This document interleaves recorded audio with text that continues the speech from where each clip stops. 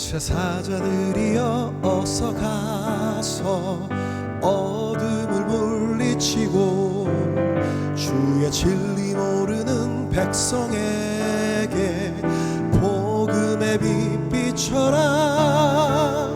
빛의 사자들이여 복음의 빛 비춰라. 죄로 어두운 밤 밝게 비춰라. 빛의 사자들이여 선한 사역 위하여 힘을 내라. 주 함께 하시겠네. 주의 크신 사랑을 전파하며 복음의 빛 비춰라.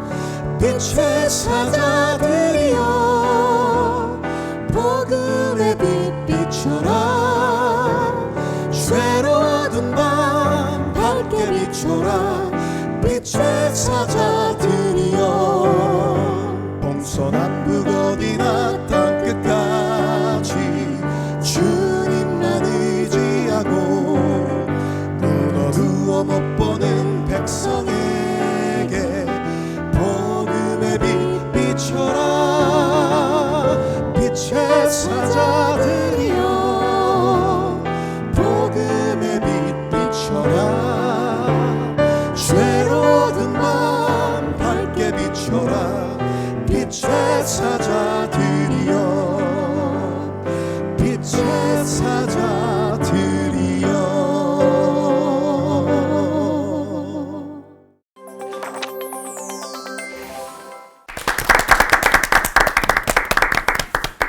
인류에 대한 통찰을 던지는 역사학자 유발 하라리는 인간이 신처럼 군림하는 호모데우스의 시대가 왔다고 말을 합니다. 그러니까 첨단 문명의 발전으로 인해서 인간이 할 수 있는 모든 걸 하는 인간 신의 시대가 왔다는 건데요. 올폰 가족분은 어떻게 동의하시나요? 근데 그 판을 바꾼다고 하잖아요. 요즘 뭐 AI를 넘어서 그 AI 로봇이 판을 치는 시대까지 이렇게 온 것 같은데 뭐 그런 사람들이 인류를 지배하는 시대가 이제 오는 것이 아닌가. 그리고 신은 될 수 없지만 이 신을 충분히 흉내를 낼 수도 있겠다라는 그런 모습도 보이는 것 같아서. 그렇죠. 인간이 여기까지 하는구나, 대단하다 싶기도 하다가 또 바벨탑을 쌓으면 어떡하지, 좀 두려운 마음에 좀 걱정이 되기도 하는 것 같아요. 인간이 다 할 수 있다면 저는 이 사후 세계를 먼저 가보고 싶습니다. 왜냐하면 왜요? 궁금해서요. 누가 천국에 왔나? 제가 왔어? 저 친구가 어떻게 왔지? 약간 이럴 수도 있을 것 같아서 그걸 알아보고 좀 궁금합니다. 싶어서. 네네. 근데 우리 정훈 씨는 확실히 천국 갈 자신이 있나 봐요. 네, 그죠? 그러게요. 그러니까 어딜 갈 줄 알고. 못 갈까봐 가고 싶은 거예요. 근데 그 사람이 신이 되려고 하면은 천국 못 간다고 하지 않았나요? 믿는 사람이든 안 믿는 사람이든 왜 이렇게 신이 못 돼가지고 안달인지 모르겠어요. 그 바벨탑 사건을 다들 알지 않나요? 어떻게 됐는지. 목사님 왜 그럴까요? 나는 이렇게 생각해요. 하나님이 그렇게 만드셨기 때문에 하나님의 형상대로 지어주셨기 때문에 사람의 본성 속에서 하나님처럼 되고 싶은 본성이 있지 않을까. 더 깊은 얘기는 나중에. 지금 목사님 말씀 이어서 그 깊은 얘기를 조금만 더 하자면, 사실은 사탄이 그 처음 인간을 시험한 게 신처럼 될 것이라는 거였잖아요. 지금 목사님 말씀하신 게 저도 동의하는 바가, 그게 만약에 유혹이 안 됐으면 그걸 가지고 유혹을 했겠어요, 그죠? 치사하게 먹을 거 가지고 그런 건 아닐 거고. 그게 원죄잖아요. 사실 우리가 원죄라는 건 하나님이 되고 싶어하는 마음이죠. 내가 신처럼 되리라 라고 하는 마음. 하나님을 인정하지 않는 세계가 자꾸만 신과 같이 돼가는 호모데우스 시대로 발전하는 이유 중에 하나가 그게 아닐까. 그러니까 우리 안에 그게 있는 거죠. 자기 주제 파악을 못하는 거죠. 저는 오히려 신처럼 되려고 하는 걸 통해서 하나님이 계심이 드러나는 것 같아요. 역설적인 무엇인가 있는 것 같습니다. 맨 마지막에 할 걸. 자, 그러면 하나님이 되려고 하는 사람들의 시작과 끝은 무엇인지 권호 목사님과 김관성 목사님의 분석적인 설교를 통해서 알아보겠습니다. 박수로 청해 드릴게요. 우리가 오늘 살펴보는 본문 창세기 11장에 인간이 하나님처럼 되려는 사람들이 나옵니다. 그때 나타난 현상이 미리 말하면 두 가지입니다. 첫 번째는 자기의 이름을 드러내는 것, 둘째는 하나님 없는 안정을 추구하는 것. 이게 대표적인 모습입니다. 바벨탑을 쌓았던 사람들이 그랬지요. 4절에 보면 또 말하되 자 성읍과 탑을 건설하여 그 탑 꼭대기를 하늘에 닿게 하여 우리 이름을 내고 온 지면에 흩어짐을 면하자 하였더니 이렇게 됐습니다. 우리 이름을 내자 이렇게 말합니다. 그리고 온 땅에 흩어져서 생육하고 번성하라고 말씀하셨습니다. 그런데 그들은 아니야 우리는 흩어짐을 면하자 이렇게 말하면서 평안과 안정감을 추구합니다. 그렇습니다. 우리가 하나님 이름보다 자기의 이름을 드러내려 할 때 하나님의 명령보다는 내가 추구하는 안정이 가장 우선순위가 될 때 우리는 바벨의 사람이 되는 겁니다. 우리의 삶의 모든 것들이 바벨탑을 쌓는 게 되는 것이지요. 하나님은 본문에서 자신들이 하나님처럼 되려는 그 사람들을 어떻게 대처하셨을까요? 구약의 대가 로버트 알터라는 아주 대가가 있는데요. 이 본문을 보면서 이 엄청난 도전에 하나님이 하시는 이 행동, 조치가 매우 유머가 있다 이렇게 표현하셨습니다. 왜 그랬을까요? 첫 번째 하나님이 하신 건요. 안 보이셔서 내려오십니다. 인간들은 대단히 높은 것을 지었습니다. 그래갖고 하늘 끝까지 닿자 이랬는데 하나님은 뭘 하는지 도대체 안 보여서 이렇게 내려왔다는 거죠. 그래서 이게 히브리 문학의 해악입니다. 서로 말하되 자 벽돌을 만들어 견고히 굽자하고 벽돌을 높이 쌓는 겁니다. 그런데 뭔가 열심히 쌓자 하는데 안 보이셔서 내려오셨다. 이게 첫 번째 조치입니다. 두 번째는 대단한 기술적 진보와 대조적으로 살짝 만지셨습니다. 이게 무슨 말입니까? 바벨탑을 지을 때 엄청난 기술적 진보를 사용했죠. 벽돌을 만들자, 굽자, 벽돌을 높이 쌓자 이렇게 말했습니다. 지금으로 말하면 첨단 소재들 그리고 결합 기술을 사용한 겁니다. 이렇게 대단한 기술로 하나님께 도전하고 있는데 하나님께서는 그런 엄청난 기술적 도전에 살짝 만지십니다. 살짝 뭘 만지셨을까요? 입술입니다. 입술이죠. 1절에 언어가 하나고 말이 하나였다 이렇게 되어 있습니다. 그래서 언어가 하나였다의 언어가 히브리어 사파라는 단어인데 이게 입술이라는 뜻입니다. 그러니까 어떻게 되냐면 입술이 하나였다. 언어가 하나였다는 것이 입술이 하나였다. 즉 한 입술이었다. 똑같은 말을 한다 이 얘기죠. 하나님께서는 이렇게 한 입술을 살짝 만지셨습니다. 이후에 입술이 비틀어지고 부풀면서 분열된 입술이 됐습니다. 도대체 서로 알아들을 수가 없는 거죠. 망치 달라고 하면은 톱 줍니다. 톱 달라고 하면 빵 줍니다. 빵 달라고 하면은 못 줍니다. 그래가지고 완전히 건축이 중단된 거죠. 세 번째, 또 하나님께서 이들에게 하신 건요. 자신들이 원했던 정반대의 결과를 주셨습니다. 하나님처럼 되고자 했던 그들의 계획 어떻게 되었을까요? 그들의 계획과 정반대가 되는 거죠. 성읍과 탑을 쌓으려고 했습니다. 그런데 정지되고 나중에 무너졌습니다. 흩어지지 말자 했는데 그들이 흩어졌다고 되어 있습니다. 이렇게 되어 있죠. 9절 여호와께서 거기서 그들을 온 지면에 흩으셨더라. 흩으셨던 거죠. 그리고 그들이 아주 유명해지고 싶었습니다. 그런데 우리는 그들의 이름을 모릅니다. 전혀 모릅니다. 이름도 모르고 그저 그들이라고 대명사로만 알고 있는 거죠.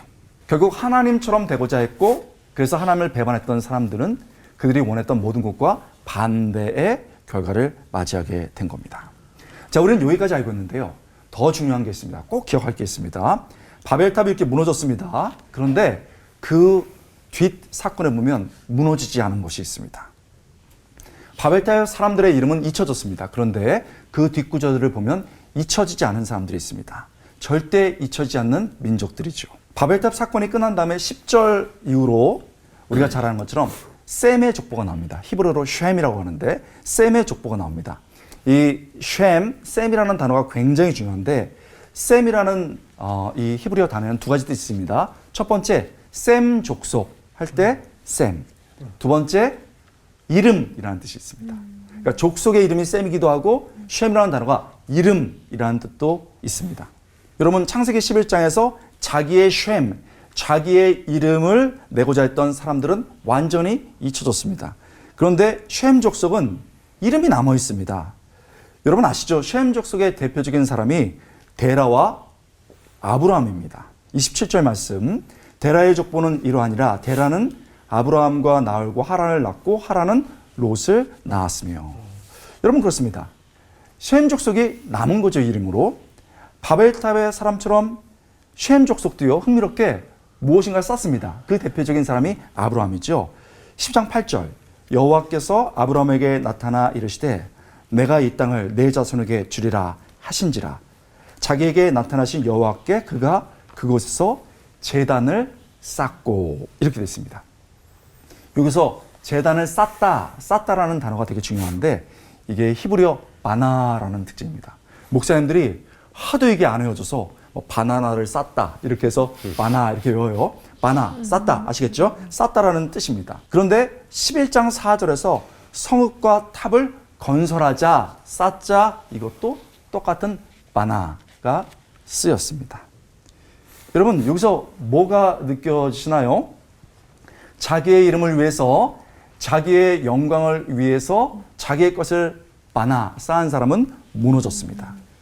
그러나 셈의 자손 아브라함이 여호와를 기억하면서 그 말씀에 순종하면서 바나 쌓았던 제단은 무너지지 않았습니다.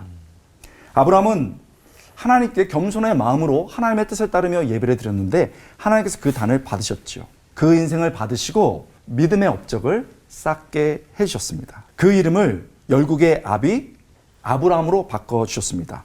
그리고 영원히 기억되는 쉔, 그 이름을 우리에게 주셨습니다. 성도 여러분, 바벨탑에 무너질 것을 쌓는 것이 아니고 하나님을 사랑하는 마음, 예배를 사랑하는 마음, 그래서 우리의 믿음이 쌓이고 하나님께 우리의 이름이 영원히 잊혀지지 않는 멋진 인생을 살아갈 수 있길 주님의 이름으로 축원합니다. 아멘. 기도하겠습니다. 하나님, 예배를 쌓게 하시고 그래서 하나님께 잊혀지지 않는 인생 되게 하여 주시옵소서. 감사드리고 예수님의 이름으로 간절히 기도드리옵나이다. 아멘. 오늘 그 창세기 3장 말씀에 보면 뱀이 하와에게 선악과를 먹는 날에는 눈이 밝아져 하나님과 같이 될 것이다. 이렇게 일종의 유혹의 멘트를 날립니다. 이 말이 단순히 선악과를 어떻게 하라는 말이 아니에요. 이것은 인간의 가장 깊은 욕망을 탁 건드리는 말입니다. 이거 먹게 되면 네가 하나님 같이 될 수 있다, 이 말입니다. 근데 여러분, 하나님 같이 된다는 말은 그러면 무슨 말일까요? 저는 이걸 시편에 있는 그 표현 중에 하나님, 저들이 밥상과 평안의 올무에 갇히게 해달라고 하는 기도가 있어요. 모든 인간들의 마음에 가장 깊은 곳에 자리 잡고 있는 하나님처럼 되고 싶은 욕망의 구체적인 그림 언어가 뭐냐? 밥상과 평안의 올무를 추구하는 거예요. 밥상은 뭡니까? 내가 가진 수단과 힘을 통하여 먹고 사는 문제를 내가 확실하게 해결하겠다. 그리고 그 일을 해결했을 때 내 마음 가운데 찾아오는 감정이 뭡니까? 평안이라는 거예요. 이 모든 것들을 내가 가진 수단, 내가 가진 힘으로 얼마든지 나는 할 수 있고 그렇게 살겠다라고 하는 이 의식이 바로 하나님처럼 되고자 하는 모습의 그림 언어라고 저는 확신합니다. 근데 여러분, 이 3장에 보면 아담을 표현할 때 이렇게 표현해요. 그 정관사 하, 히브리어로 하 아담 이렇게 나와 있습니다. 아담을 한 개인이 아닌 모든 인간을 대표하는 어떤 존재로 지금 표현하고 있는 것이죠. 모든 세대의 인간들은 바로 이 밥상과 평안의 올무에 갇혀서 한평생 살다가 허무하게 죽을 수밖에 없습니다. 생각이 좀 깊고 자기 인생에 대해서 진지하게 성찰하는 사람은 내가 이래 살아서 되겠나? 다른 삶이 없을까? 이런 고민도 문득문득 하지만 자기 스스로의 힘으로 그 자리에서 빠져나올지 못합니다. 그러나 또 주어진 삶을 그냥 받아내는데 급급한 사람은 열심히 살아서 자기 삶 가운데 열매 맺히는 어떤 열매들을 맛보는 그 즐거움에 자기 인생을 그냥 한평생 경주하고 살아요. 그러나 그 마음 안에는 내가 이 인생 가운데 맛보고 누리고 경험하는 것보다 그 너머에 뭔가가 있을 것 같은데 하는 이 갈망들이 또 동시에 있죠. 그러나 그것의 실체가 무엇인지 정확하게 확인할 길도 없고 붙잡으려고 해도 잘 붙잡아지지 않습니다.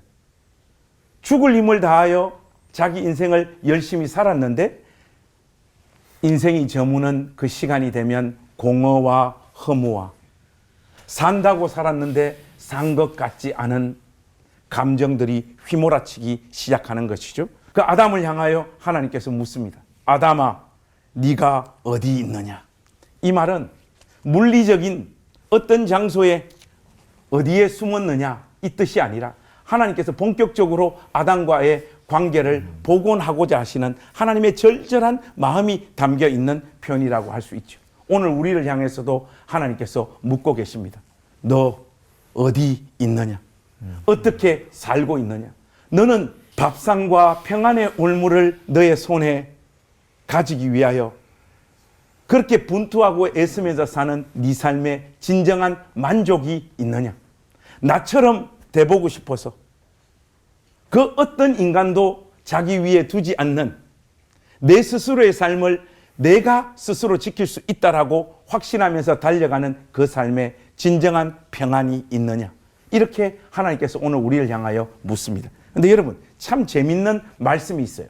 빌립보서 2장에 보면 예수님을 어떻게 묘사하고 있는가 하면 그는 근본 하나님의 본체시나 하나님과 동등됨을 취할 것으로 여기지 아니하시고 오히려 자기를 비어 종의 형체를 가지사 어떻게 되었다고요? 사람들과 같이 되셨고.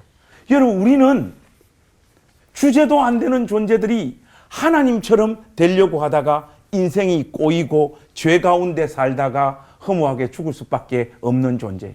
그런데 하나님처럼 되려고 하는 우리 인간들을 위하여 하나님이신 그분이 인간이 되셔서 우리의 본래의 자리를 찾아주기 위하여 이 세상 가운데 오셔서 십자가를 지시고 우리를 대신하여 죽으셨어요. 그러시면서 우리의 정확한 위치를 확인시켜 주셨습니다. 저와 여러분의 위치가 뭡니까? 우리는 하나님이 아니라 하나님께서 지으신 한 사람의 피조물입니다. 진정한 평안과 만족은 하나님처럼 되려고 하는 그 삶에 있는 것이 아니라 우리가 한 사람의 신실한 피조물이 될 때만이 진정한 평안과 안식이 우리 심령에 찾아오게 되는 줄로 믿습니다. 아멘. 그래서 오늘 저는 마지막으로 여러분들이 제가 지금 하는 멘트를 한번 따라해 주시면 좋겠습니다. 그렇게 오늘 저는 제 설교를 마무리하고 싶습니다. 한번 따라서 하겠습니다. 나는 하나님이 아닙니다. 그러나 당신 안에서 나는 모든 것을 가졌습니다. 이 삶은 십자가 지신 우리 구주 예수 그리스도 안에만 있습니다. 이 삶으로 여러분 모두를 초대합니다. 기도하겠습니다. 하나님 아버지, 일평생 그리스도 안에서 살다가 그리스도 안에서 죽는 은혜를 우리 모두에게 허락하여 주옵소서. 예수님의 이름으로 간절히 기도하옵나이다. 아멘.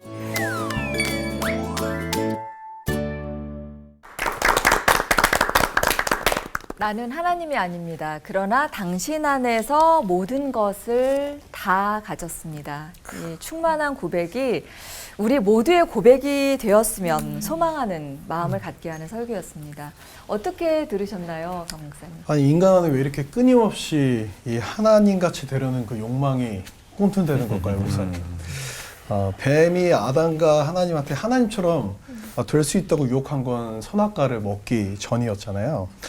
우리 최초의 죄가 있기 전부터 이 뱀이 욕망을 깨운 걸까요? 아니면 애초에 인간이 하나님의 형상을 담게 지으셔서 그걸 아는 인간이 이 선을 넘은 걸까요, 하나님? 좀 목사님 두 분께서 한번 좀 대답을 해주시면 좋을 것 같습니다. 네. 선악과를 먹기 전부터 인간이 그런 선택을 했다고 하는 것은 하나님의 창조 문제가 있는 것으로 귀결되어지기 때문에 그것은 옳은 관점이 아니라고 생각을 하고요. 말 그대로 선과 악에 대한 기준은 하나님께서 가지고 계신 거잖아요. 하나님이 선하다고 한 것은 선하고 하나님께서 악하다고 하는 것은 악한 것인데 선악과를 따먹은 인간이 개별적으로 자기만의 선과 악에 대한 기준을 가지게 된 것이고 그것이 자기 차원에서 하나님처럼 되고자 하는 굉장히 부정적인 어떤 시도로 나타나게 된 것이죠. 저는 그렇게 봅니다. 이 창세기 3장 엄청나게 많은 그 논의들과 이야기들이 있죠. 근데 그걸 이제 압축해 보면은 하나님은 왜 우리에게 이렇게 선택할 수 있냐의 질문이 첫 번째가 주어져요. 그거는 하나님 자체가 자유로운 분이시고 자유의 의미는 하나만 주고 선택하라는 게 아니고 양쪽을 선택할 수 있는 것을 주시기 때문에 하나님이 자유시고 선택할 수 있는 분이기 때문에 그의 형상을 따라 지음받은 우리가 선택할 수 있는 존재로 주어진 겁니다. 그건 우리에게 굉장한 특권이죠. 더불어 그렇다면 우리는 왜 선악과를 먹게 되었는가? 선택의 앞에 있었고 그 다음에 또 하나 우리가 이 문제를 볼 때는 사단이 있다는 겁니다. 그 뱀으로 이렇게 비유되는 사탄이 있는데 그 전에 이제 어떤 시점인지 우리는 정확히 모르지만은 타락한 천사로 인해서 하나님을 대적하는 이 세력이 왔고 그 세력이 이제 그 유혹을 하는 거죠. 그랬을 때 아담은 하나님의 말씀을 그 중심에 둘 수 있었습니다. 하나님을 선택할 수 있었는데 이쪽을 택하게 된 거죠. 하나님의 말씀보다는 네가 하나님처럼 될 수 있다는 그 말에 넘어가게 된 거죠. 자, 이거를 신학적으로 보지 않고 우리의 삶으로 와본다면 우리는 여전히 선택이 주어집니다. 그리고 그 선택 속에서 하나님을 하나님으로 모시면서 하나님 앞에 올바른 선택을 할 수 있습니다. 그러나 하나님 없이 아니면 하나님처럼 되기 위해서 여전히 사단이 주는 선택을 할 수 있게 되는 거죠. 그래서 우리는 자율적인 존재라는 것, 그 자율적인 존재 속에서 우리는 하나님을 붙들 것인가 아니면 유혹에 빠질 것인가를 결정해야 된다. 이렇게 말씀드리고 싶습니다. 네, 오늘도 그 선택 앞에 있다. 네, 선택 앞에 있습니다. 그래서 창세기 3장은 여전히 우리 앞에 펼쳐져 있는 거죠. 주신 자유의지 안에서 저희가 올바른 선택을 할 수 있게끔 또 그래서 이 말씀대로 안 살고 사람 위에 이렇게 자꾸 군림하려고 하고 다 내 밑에 두려고 하고 약간 그렇게 되는 거군요. 저희가 그렇다면은 우리는 그러면 이걸 어떻게 대체를 해야 되는 건지 이 한 가지씩 콕콕 집어가지고 짧게 저희한테 좀 얘기를 해주셨으면 좋겠어요. 먼저 권호 목사님께 약간 이런 사람 꼭 있거든요. 내가 하나님인 것처럼 매사에 다른 사람을 보고 판단하고 평가하고 말씀으로. 근데 거기에 자기는 포함되어 있지 않은 거예요. 나는 배제하고 난 니네랑 달라. 말씀에 이렇게 써 있잖아. 이렇게 해야지. 근데 막 그렇게 얘기하면은 안에서 듣는 것보다 약간 쥐나 잘하지? 쥐는? 약간 이런 마음이 막 올라오거든요. 그런 사람을 대할 때 도대체 어떻게 해야 되는 건지 좀 얘기 좀 해주세요. 네, 지금 아주 실제적인 문제를 우리에게 가져오셨는데 그걸 이제 말로 딱 말하면 그런 사람들은 이제 조종하는 사람입니다. 영어로 말하면 컨트롤하는 거죠. 근데 조종하는 사람과 반대편의 말은 조언하는 사람입니다. 그러니까 조종이 될 것이냐 조언이 될 것이냐의 문제거든요. 그러니까 컨트롤할 것이냐 아니면 어드바이스 정말 부드럽게 어드바이스 할 것이냐의 문제거든요. 그래서 많은 부분에 아까 말씀하셨던 것들은 이제 우리 쉬운 말로 말하면 영적 꼰대를 말합니다. 영적 꼰대.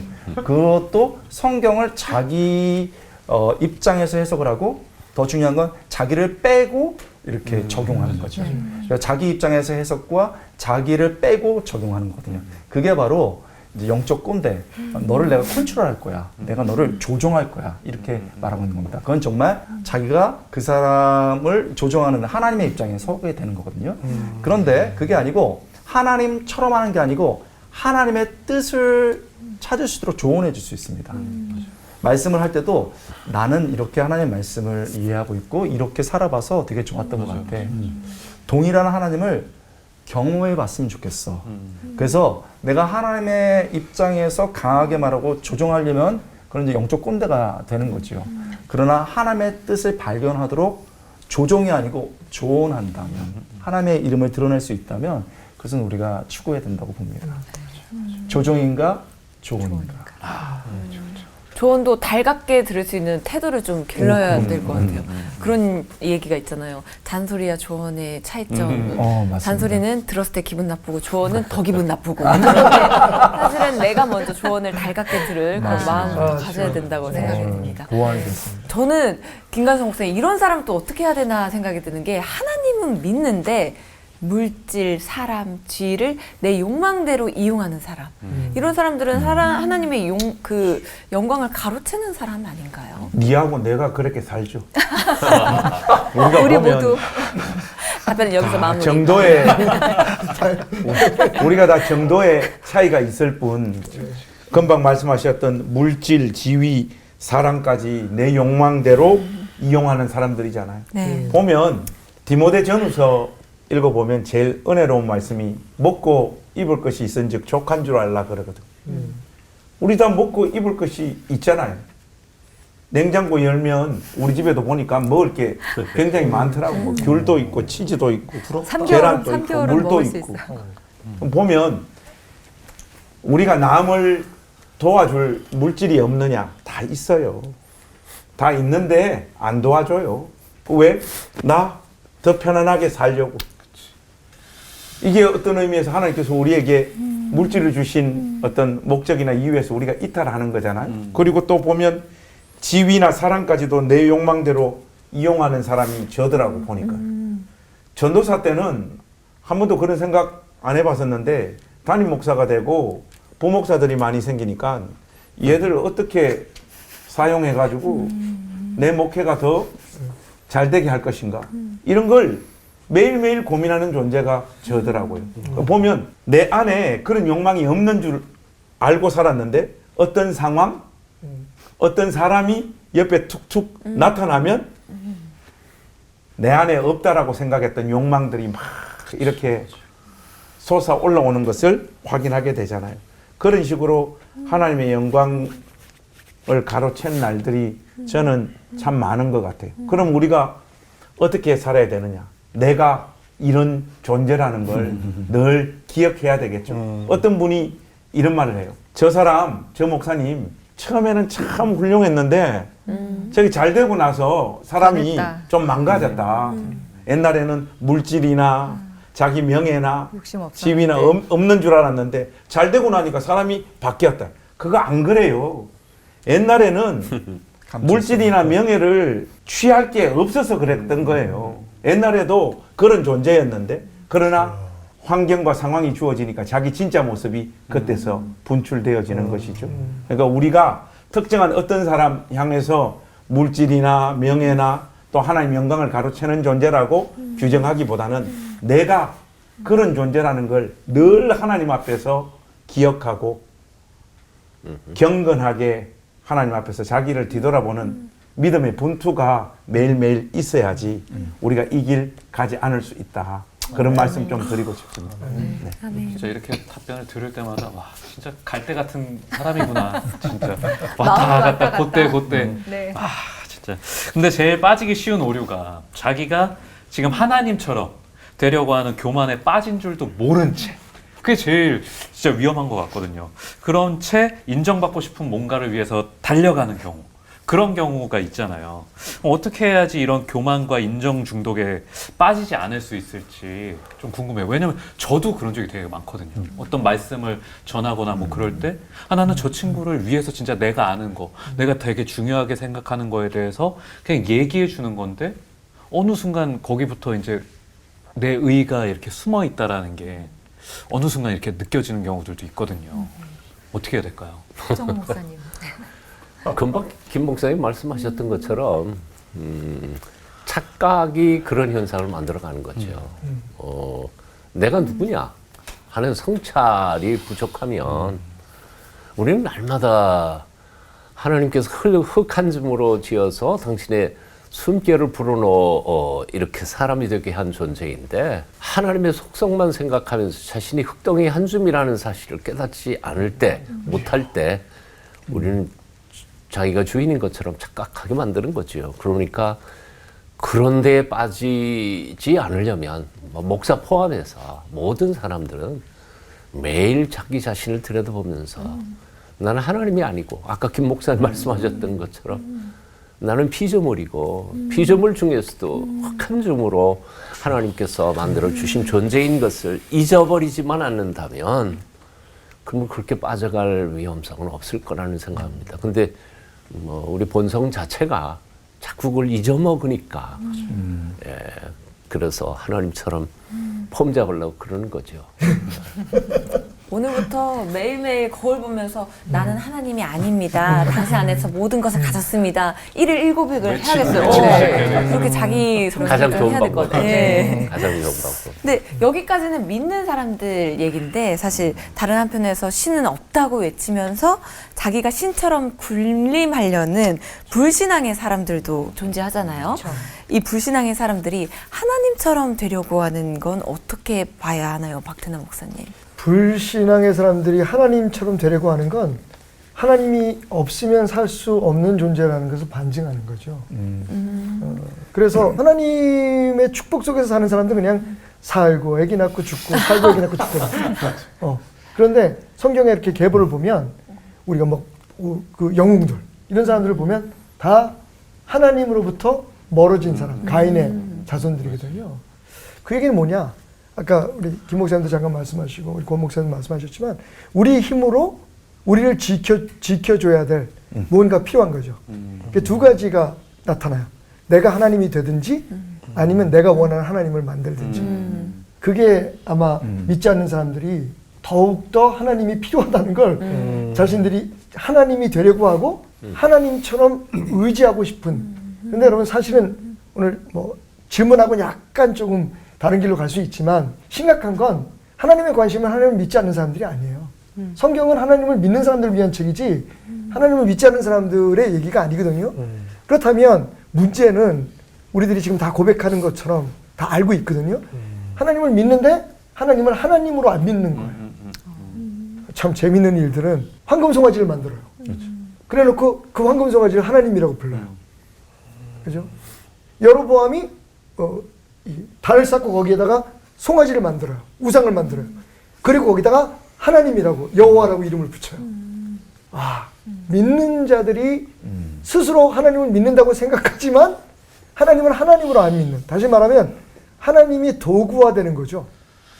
내가 원하는 하나님. 팀 켈러 목사님이 말씀하신 것처럼 우리가 하나님을 내 마음에 맞는 하나님을 만들어 놓고 그게 우상이고 그게 이단이고 그게 이방신이잖아요. 그런데 우리 신앙을 한번 점검해 볼 필요가 있어요. 우리가 진짜 하나님을 하나님으로 믿고 있는지. 그러니까 바벨탑 사건처럼 바벨탑 사건 최초에 우리는 절대로 하나님이 될 수 없다는 것을 증명한 사건이거든요. 하늘과 땅은 맞닿을 수 없다는 거예요. 예. 다른 종교들과 기독교의 차이가 뭐예요? 우리는 절대로 하나님 될 수 없어요. 하나님을 믿어야 되는 존재인 거죠. 그런 의미에서 저는 오히려 우리 이 대화 속에서 하나님의 사람으로서 우리는 정말 하나님을 하나님으로 믿고 있는지 아니면 내가 원하는 것을 얻기 위한 도구로 사용하는지 이건 우리와 같은 메신저들이 먼저 고민해야 될 부분이고 오늘도 하나님의 눈물을 좀 느꼈으면 좋겠어요. 그런 우리의 마음을 좀 제자리로 돌려놓을 수 있는 시간이 오늘 된다면 좋을 것 같습니다. 유대인 남자들이 검정색 모자를 이렇게 쓰고 다니는 게 머리 위에 하나님이 계시다는 사실을 잊지 않기 위해서다라는 얘기를 들었는데 뭐 그런 장치가 아니더라도 언제나 우리가 하나님을 어떻게 만나고 있는지 좀 살펴봤으면 좋겠고요. 많은 것을 내 힘으로 할 수 있다고 믿는 요즘 시대에는 더더욱이나 이렇게 하나님이 되는 유혹이 많은 것 같아요. 네, 그래서 준비한 돌발 질문이 있습니다. 목사님 네 분 모두 솔직하게 답변해 주셔야 돼요. 자, 뜨끔하실 겁니다. 혹시 목사님들도 본의 아니게 하나님이 되려고 했던 적이 있다, 없다? 하나, 둘, 셋. 있다.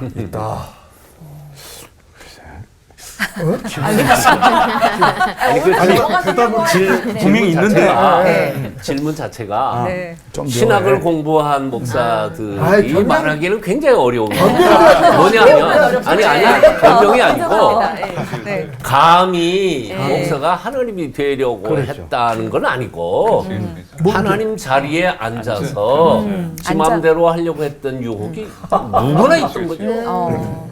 그 질문을 살짝 질문을 바꿔서 살짝 바꿔. 그러니까 네. 그럴 거예요. 내가 주인. 제가 잘못했습니다. 제가 겸손해요. 사람 자리에 앉아가지고 내 지멋대로 하려고. 의지대로 막 하려고 했던 적이 있다 보다. 많죠. 당연히 아, 있다라고. 많다. 수도 없이 많아요. 네. 자기 성찰이 부족할 때 언제든지 튀어나와요. 우리가 예를 들어서 뭐 주일날 낮예배 뭐 다 목사님들이시지만 낮예배 설교할 때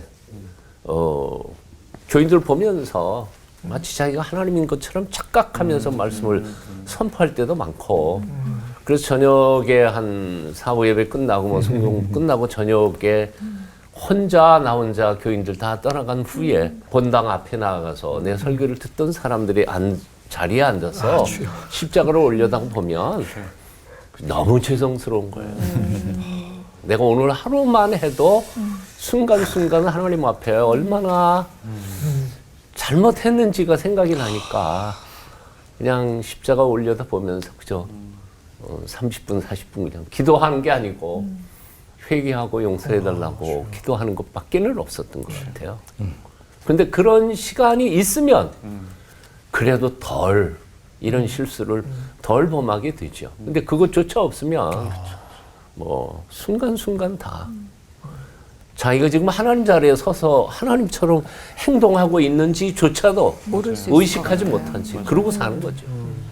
이제 50 중반을 향해서 이렇게 가다 보니까 이제 아무래도 부사역자들이 이렇게 있어요. 넷, 다섯 이렇게 뭐 회의를 하게 되면 제가 뭐 이야기를 하면 저 이야기를 잘 받아들이고 리액션이 좋은 부목사들이 그렇게 이쁘더라고. 근데 한 번씩 반론을 제기하는 녀석들이 있어. 연말에 정리를 해야 이런 것들 전부 다. 그러니까 누구의 간섭도 받기 싫어하고 내 계획, 내 생각, 맘대로. 내 고집대로 하려고 하는 것들이 가정이나 사역이나 또 우리 부목사들과의 관계 속에서 너무 자주 많이 나타나고 있는 저 자신들을 보죠. 이걸 어떻게 무너뜨려야 될지 참 저의 고민이고 하나님 앞에 가는 그날까지 믿음으로 싸워야 될 가장 중요한 영적인 전쟁터라고 그렇게 생각해요. 네. 솔직히 그냥 담백하게 말씀드리자면은 이제 아무래도 신학교 선생이니까 어디 가든지 마이크를 주잖아요. 그리고 두 번째로는 이제 뭐 올폰 시청자 여러분 그 덕분이기도 한데 여러 군데 초대를 받아요. 국내외 뭐 좋은 교회를 많이 가죠. 근데 이제 거기서 제 모습이 좀 바뀌는 게 나오는 거예요. 우리 아까 바벨탑 사건 봤는데 자기 이름을 내려고 그러고 편안함을 추구하잖아요. 근데 이제 어떤 현상이 나타나냐면은 아이 좀 이제 큰 교회나 보수도 잘 주고 좀 편안한데 주고 가면 사실 편해요. 그리고 사람들이 솔직히 말하면 많으면 더 설교 다니는 것도 삽니다. 이제 그렇게 해서 어느 때부터인가 좀 이렇게 알려진 거예요. 근데 어떤 순간에 제가 이제 가만히 그거를 보면서 위험하다고 생각했어요. 그래서 한 번은 뭐 꽤 오래된 일인데 조그만 교회에서 집회가 왔었는데 그 이후에 한 달 뒤에 대형 교회가 그 똑같은 시간을 집회를 부탁한 거예요. 벌써 12년 넘게 된 일인데 그래서 제가 또 그 조그만 교회는 제 제자 교회라서 바꿨단 말이죠. 바꾸고 이렇게 되면 여러 면으로 알려지기도 하고 안정적이기도 하니까 이랬단 말이죠. 그건 아무도 몰랐어요. 근데 그날 저녁에 되게 제 영적으로 다운되는 걸 느꼈어요. 그리고 6개월 동안 제가 그런 적이 없었는데 한 번도 집회가 안 들어왔습니다. 그때 제가 하나님이 싫어하셨다, 마음 아파하셨다는 걸 느꼈어요. 그 이후로 제가 어떤 그 하나님께 약속을 드렸냐면 하나님 저는 지역이나 또 교회 사이즈나 사역비 이런 거 관계없이 무조건 먼저 들어오는데 먼저 설교를 하겠습니다. 그렇게 마음을 먹은 거예요. 그래서 우리나라의 뭐 대표적인 교회였는데 저랑 일정이 안 맞아서 아주 친한 분인데도 3번 제가 못했어요. 왜 어디 가냐? 저 시골에 부흥회 인도하러 갑니다. 선교 현장에 갑니다. 했더니 그분이 야 너 너무했다. 그래서 제가 목회할 때 휴가 내고 갔었어요 그때. 그러면서 이제 제가 느끼는 거는 좀 이렇게 나를 드러내려고 하는 게 뭐 신학적으로 할 필요 없어요. 그냥 그게 내가 하나님의 위치에 가는 거예요. 그리고 이렇게 살면 하나님이 기뻐하시는데 좀 더 편안하게 살려고 하는 거잖아요. 그게 이제 바벨의 사람이 돼서 하나님처럼 사는 거예요. 저는 그 나쁘다고 보는 게 아니고 그렇게 이런 현상이 일어나요. 그러면 저는 이거를 우리의 힘으로는 안 되는 것 같아요. 제가 발견했던 거는 아까 설교했던 것처럼 아브라함이었어요. 그 아무도 없을 때 그냥 단을 쌓으면서 이렇게 무릎을 꿇으면 고노야 너 10사람 앞에 두고 설교할 때가 있었다. 그리고 3만 원 교통비 받은 것 같고 다시 헌금했던 그때가 있었다. 네가 섬으로 달려갔던 때도 있었다. 그 모습이 생각나면서 이렇게 홀로 조용히 있는 시간에 단을 쌓는 거죠. 예배하는 거죠. 그때 내 앞에 하나님이 계신 게 보여져요. 아멘. 얼마 전도 제가 너무 가슴 아프면서도 기뻤던 게 뭐냐면 아주 어려운 지역이었어요. 5시간 들어가서 또 배를 타고 들어갔는데 성도들이 한 20, 30명 정도 앞에 나와 계셨어요. 그리고서 저한테 했던 말이 진짜 오셨군요. 그 말이셨어요. 그래서 제가 제 원칙을 얘기 들었어요. 우리가 소중한 존재예요. 사실은 하나님의 형상으로 지금 받았기 때문에 자꾸 타락하면 하나님처럼 되려 하는 거예요. 근데 반대로 우리가 하나님의 형상으로 지금 받았기 때문에 정말 겸손하게 따뜻하게 성경적으로 하면 우리 안에 계신 하나님이 보여요. 그래서 하나님의 모습으로 하나님처럼 살지 말고 우리 가운데 계신 은혜의 하나님을 좀 드러내는 인생 됐으면 좋겠습니다. 근데 교수님 또 그런 부분은 또 이런 게 있더라고요. 네. 저도 어디 뭐 부흥회 한번 와달라고 해서 들어오면 뭐 날짜가 맞으면 가는데 네. 삼척의 어떤 교회였어요. 가니까 뭐 교인들이 10명 있더라고요. 너무 좋아요. 왜 이렇게 이런 데서 날 부르네? 해서 3일 동안 부흥회 잘 했어요. 잘 하고 이렇게 오는데 그게 꽤 오랫동안 나의 의가 돼가지고 내가 10명 모이는 곳에서 설교. 그러니까 보면 우리가 하나님처럼 되는 어떤 영역들이 이러면 이런 유혹들, 진짜 저러면 맞아요. 저런 유혹들이 이렇게 또 있는 것 같아요. 모든 게 소중한 순간에도 순간이다. 이런 게 있어요. 모든 걸 소중히 삼을 수 있다. 그런 유혹을 받아볼 필요가 있어요. 그러니까 너무 완전하게 하지 말고 내가 이래서 우리 이름을 맞췄는데 낮췄어요. 그랬는데 낮췄는데 그것조차 내 의로 드러날 수 있잖아요. 아니, 그러니 안 한다 그렇게 하지 말고 저는 그렇게 해봤으면 좋겠어요. 제가 그 교회 갔던 이유는 그 교회가 10번을 거절받은 거예요. 여러 유명한 목사님들한테. 그 목사님이 정말 좋은 분을 모시고 싶었는데 그랬다는 거예요. 그러니까 우리 김관성 목사님이나 저나 이런 고민하면서 계속 여명도 가기로. 그래서 두분 목사님한테 제가 너무 은혜가 돼서 부탁드리는 건데 네. 혹시 이렇게 남는데 네. 네, 너무 바빠서 못 갈 때 있으면 저한테 좀 토스를 해주시면 네, 여러분 우리 지금 이게 공적으로 지금 확인했습니다. 제가 겸손하게 가서 할렐루야. 큰 교회 가서 아니 겸손하게 그리고 가면은 쌀도 주시고 오리알도 주시고 그러세요 진짜로. 감사합니다. 네. 근데 목사님들의 그 솔직한 고백을 들으면서 느낀 건 남이 그렇게 하는 건 정말 잘 보이는데요. 그럼 나는 내가 그런 모습인가에 맞아요. 대해서는 정말 보기 어렵다는 거고, 진짜 목사님도 말씀대로 하나님 앞에 조용히 제단을 쌓을 때 그 하나님께서 일깨워 주시겠구나 싶은 생각이 듭니다. 하나님 앞에서 내 분수를 아는 거 정말 무엇보다 중요하다고 목사님들이 늘 강조하셨는데 잘 안 되는 것 같아요.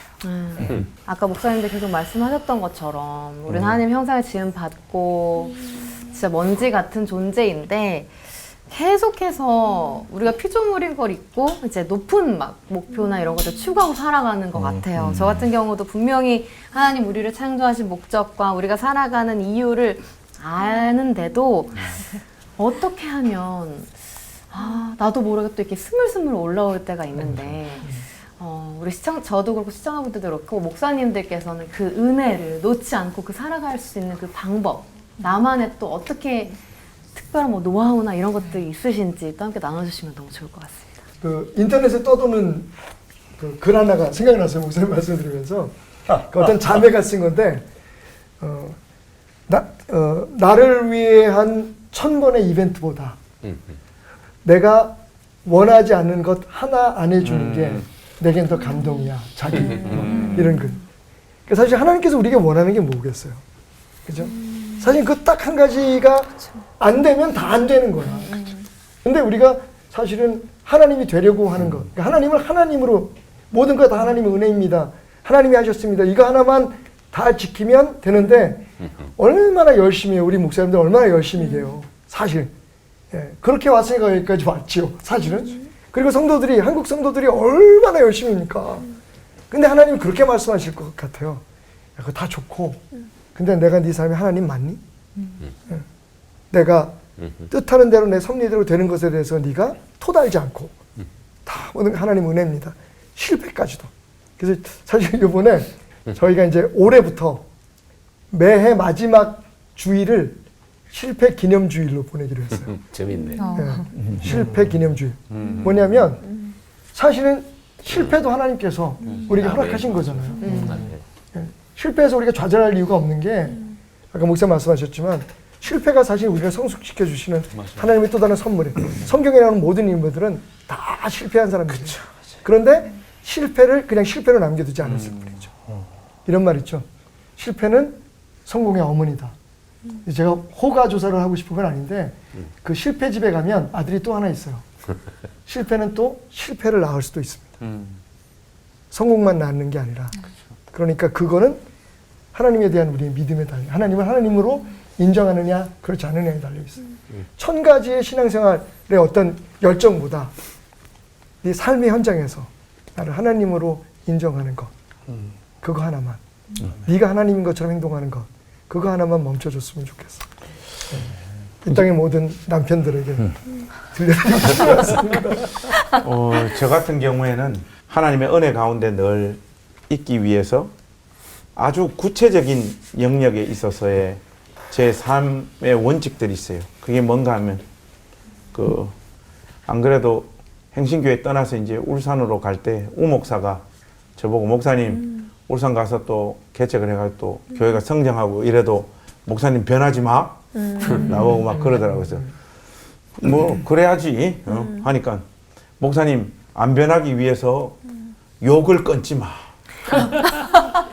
목사님이 교회 성장해가지고 이렇게 잘 되면 점점 말도 우아하게 하고 거룩해지고 멋있어지고 그러다가 원래 그 하나님께서 목사님을 고유하게 지은 목사님의 모습이 사라질까 싶어서 저는 그게 걱정이에요. 네. 그런 이야기를 하더라고. 그래서 저는 그래요.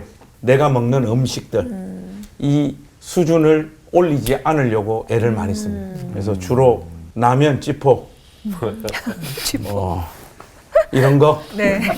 계속 고수하고 될 수 있으면 맛집을 찾아서 뭐 이렇게 운전해서 가서 어디 가서 뭐 먹고 하는 이런 습관들을 안 가지려고. 그리고 제가 타고 다니는 자동차도 우리 교회 교인들 수 그리고 우리 교회 재정 그리고 교회에서 나한테 허락하는 것보다 하나 아니면 둘 이상 더 작은 거 그 밑에 단계 차를 타려고 애를 써요. 애를 쓰고 어디 여행 가고 뭐 삶을 누리는 부분에 있어서도 가급적이면 하지 않으려고 해요. 그리고 물질 같은 경우에는 내 가운데 들어오는 이 물질들을 그냥 우리 가정이나 내가 가지고 있게 되면 이 분명히 여기서 마음이 이렇게 높아지더라고. 가급적이면 우리 가정에 더 이상 필요 없는 것들은 다 나눈다.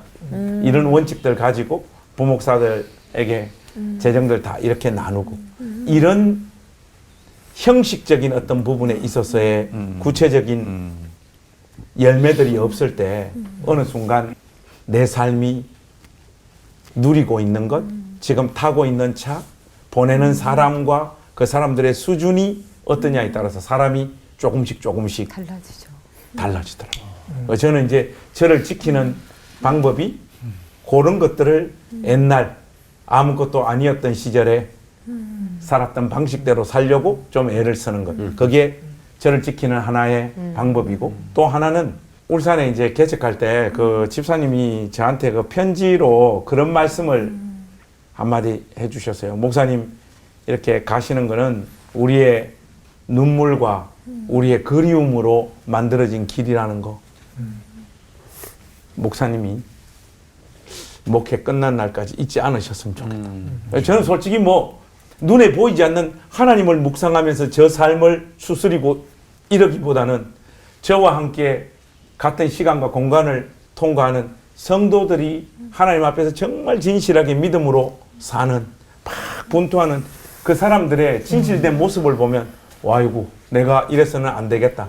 이런 식으로 제 자신을 추스리는 날들이 많은 것 같습니다. 저는 그런 방식으로 저를 좀 지키고 하나님의 은혜가 저 가운데 머물러 있도록 이렇게 애쓰는 것 같아요. 멋지다.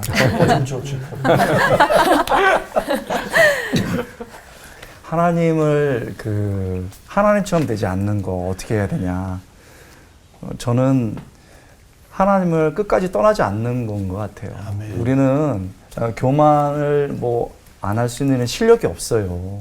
또 뭐 자기 안 드러내고 이런 인격도 없어요, 솔직히. 우리 본성이거든요. 근데 우리 하나님이 그걸 다 알아요. 그래서 그냥 그렇게 막 까불고 그러다가도 그냥 하나님을 떠나지 않으면 돼요. 그러면 하나님이 다 알아서 우리를 다듬어 가시고 부족한 대로 사용해 주십니다. 그래서 제가 별 사람도 아닌데 사람들 앞에 뭐 말을 많이 할 때가 있잖아요. 지금도 그러고 있고 또 사람들이 뭐 좋은 평가를 학교 선생이고 또 이렇게 방송 다니까 좋은 평가를 할 거 아니에요. 그러면 내 안에 그거를 누를 수 있는 실력이 없어요. 막을 수 있는 것도 없고 그냥 어깨가 이렇게 겸손한 척 하지만 이렇게 막 이렇게 올라오려고 하잖아요. 그러면 이제 저는 이제 매일 하는 습관이에요. 그냥 침대에서 불 꺼놓고 그냥 기도를 하든지 아니면 기도가 안 되는 날은 그냥 가만히 있는 거예요. 그러면 이제 내가 먼지였지 이렇게 되더라고요. 그리고 절대 하지 말아야 될 거는 포기하지 마세요. 우리는 그런 실력의 사람이 아니에요. 그렇기 때문에 하나님께서 겸손의 결정체이신 예수님을 보냈으니까 끝까지 예수님 손 붙잡고 하나님 붙잡고 간다. 이렇게 말씀드리고 싶습니다. 그것마저도 내 노력으로 그럼요, 할 수 안 돼요. 없다는 걸 인정할 그럼요. 때 맞아요. 출발이 될 것 같습니다. 아멘. 아침에 눈 뜨면 나는 아무것도 아닙니다라는 고백으로 하루를 시작할 수 있으면 좋겠고요. 낮아질수록 하나님을 높여드릴 수 아멘. 있다는 걸 또 기억하는 요즘 시대에 너무나 귀중한 시간을 가진 것 같습니다. 다음 시간에는 하나님이 되려고 하는 사람들 2부를 준비하고 있는데요. 그럼에도 불구하고 우리의 주님이 되어주시는 하나님을 더욱 진하게 만나는 시간이 될 것 같습니다. 2부 기대하면서 끝인사 힘차게 외쳐볼까요? 네, 금세 무너질 죄임이 아니라 재단을 쌓을 때 주시는 하나님의 은혜로 하나 되는 시간 올포 원. 궁금했던 신앙 질문을 올포원에 보내주세요. 선정된 분들께는 이스라엘 네게브에서 생산된 최고급 엑스트라 버진 올리브 오일을 드립니다. 네게브 올리브 오일을 드실 때마다 이스라엘 사막에 회복의 푸른 나무가 심어집니다. 많은 참여 부탁드립니다.